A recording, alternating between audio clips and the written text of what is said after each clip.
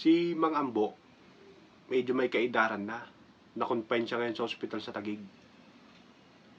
Naramdaman niya na malapit na siyang pumanaw kaya nagbilin niya sa mga anak niya. Tsaka sa asawa niya. Inuna niyang binilinan ngayon yung pangalan niyang si Sendong. Sendong anak, sabi niya.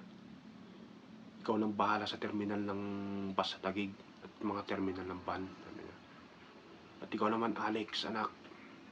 Ikaw nang bahala sa mga mall at bar sa buong Taguig. At ikaw naman paborito kong anak na Jope, talika dito. Ipapamana ko na sa'yo kanya ang mga universidad at mga buong eskwelahan. Ikaw lang bahalang mamahala. At ikaw naman mahal kong Bining, sabi niya. Lahat ng subdivision sa C5 at C6, sabi niya, sa'yo na. Narinig nung nurse. Grabe pala ma'am, kanya ang swerte nyo. Napakayaman nyo pala.